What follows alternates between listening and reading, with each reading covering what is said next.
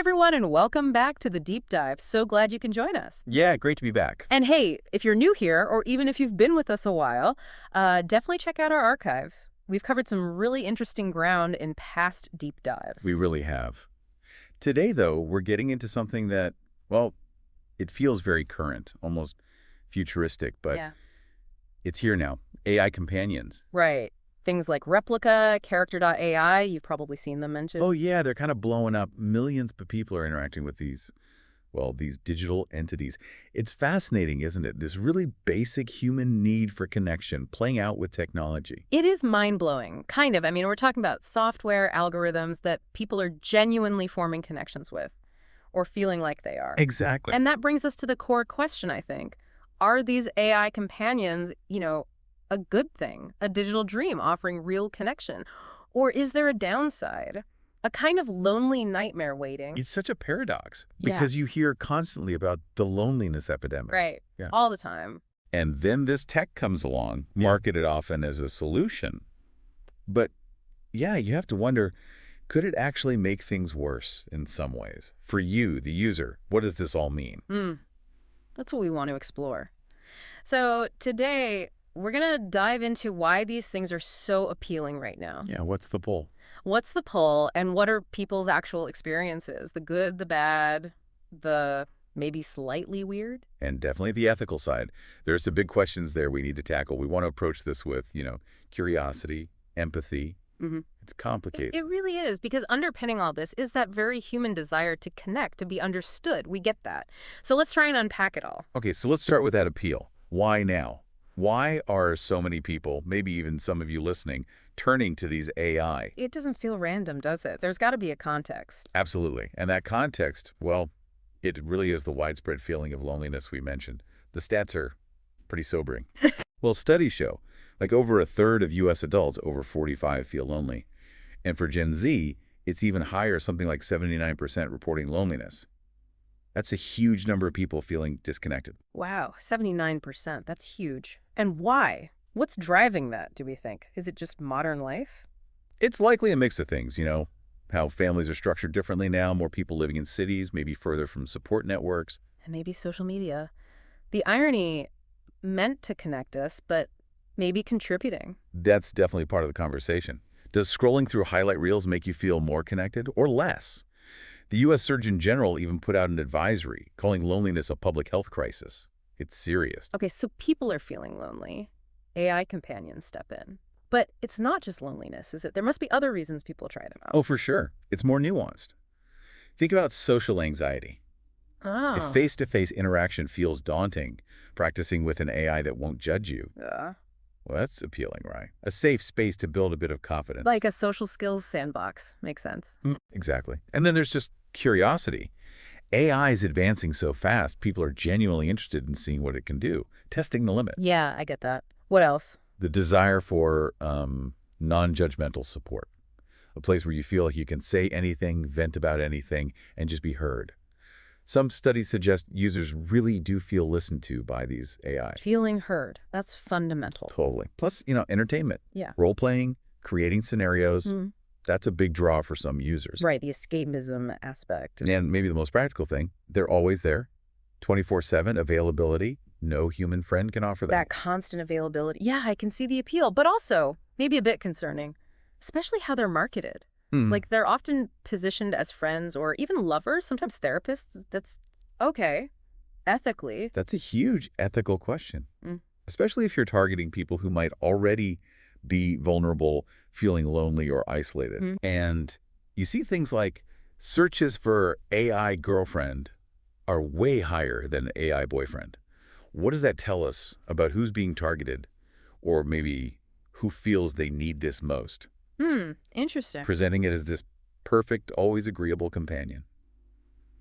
It sets up potentially unrealistic expectations about real relationships, doesn't it? Blurs the lines. Definitely blurs the lines. Okay, so that's the why. What about the what? What's the actual experience like interacting with these things? Well, based on what users report, and we have to take self-reports with, a grain of salt, sometimes the conversation can feel surprisingly real. Like they can hold a decent conversation. Increasingly, yes.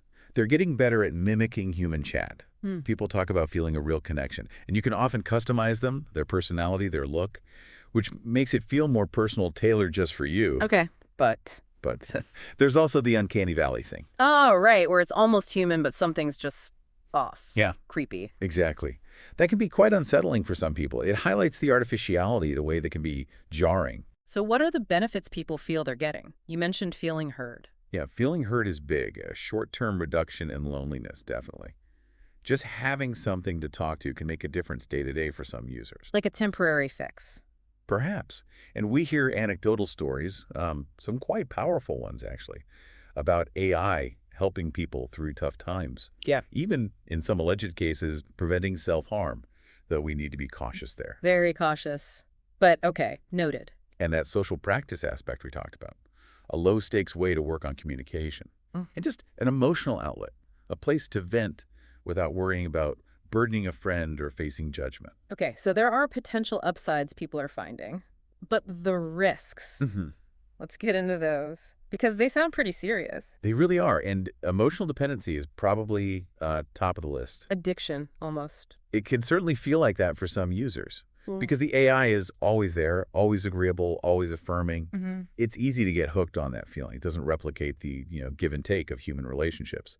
And what happens if the service changes or shuts down? Exactly. People report feeling genuine grief and loss. It shows how deeply invested users can become. You're attached to something that isn't real and could just disappear. That's worrying. What else? A really major concern is the potential for harmful advice. How so? Well, these AIs don't understand context or consequences like a human does.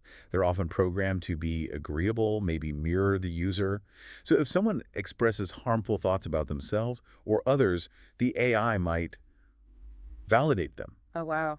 Instead of challenging them or offering help? Precisely. It might not recognize the danger. There have been some really disturbing cases reported, like where AI seemed to encourage harmful actions because it lacked that critical judgment. It's not a trained therapist or a crisis line. That is genuinely terrifying, the potential for things to go very wrong there. It is. And then there's manipulation and exploitation. Meaning? You're sharing your deepest thoughts, feelings, vulnerabilities with this AI. That data is incredibly valuable. To who? Well, potentially to the company for upselling features. Think about replicas' blurred images behind a paywall, for example. Or the data could be used for targeted advertising. Or worse, if there's a breach. So your emotional vulnerability could be monetized or exposed. That's the risk, which leads straight into privacy violations. You're handing over extremely sensitive personal data, your routines, your fears, your secrets. What happens to it? Where is it stored? Who has access? The potential for misuse feels enormous. It is. Data breaches happen.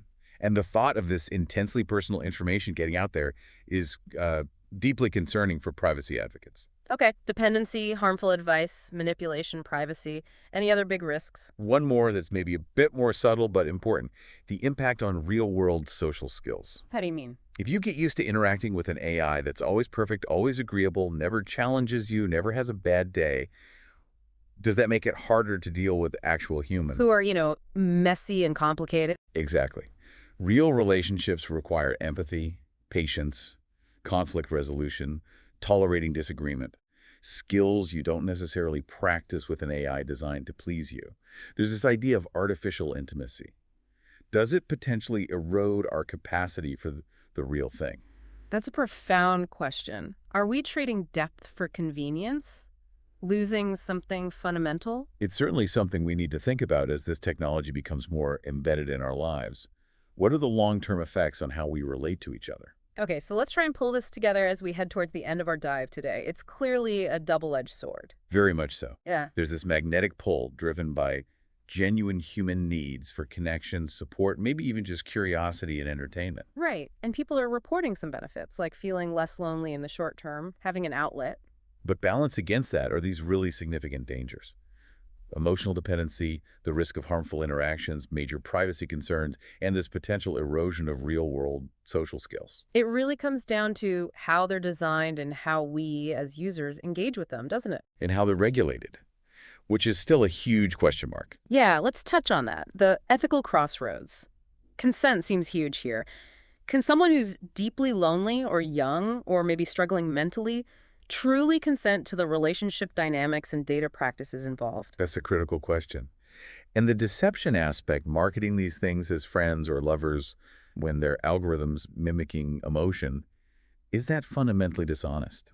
Plus, potential biases in the algorithms themselves. Could they end up reinforcing stereotypes? Absolutely. That's always a risk with AI.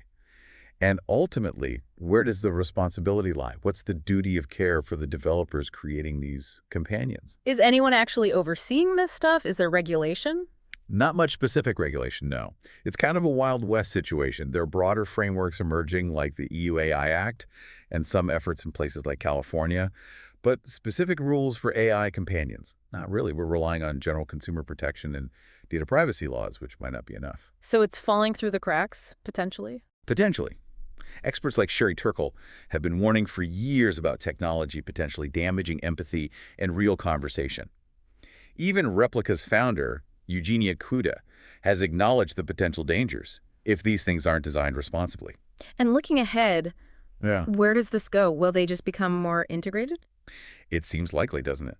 The tech will only get more sophisticated, which makes these ethical conversations even more urgent. What are the long-term societal impacts going to be? How does this change our understanding of relationships, of connection itself? So many questions still. Okay, wrapping up then. Yeah, it's clear these AI companions are complex. A tool, really. A tool with potential benefits, but also serious pitfalls. And their impact really depends on, well, on us.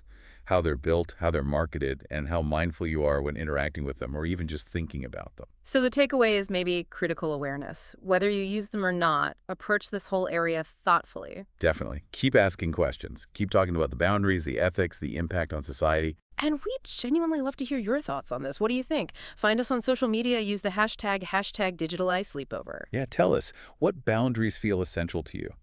How do we balance innovation with safety here? Got any personal reflections or experiences you're comfortable sharing? Your input is super valuable. Maybe it'll spark a follow-up conversation down the line. Absolutely. Well, thanks for diving in with us today. Yeah, thanks everyone for listening to The Deep Dive. And maybe just one final thought to leave you with. As we keep searching for connection in this digital age, what does it really truly mean to feel seen and heard and understood? Something to ponder. Until next time.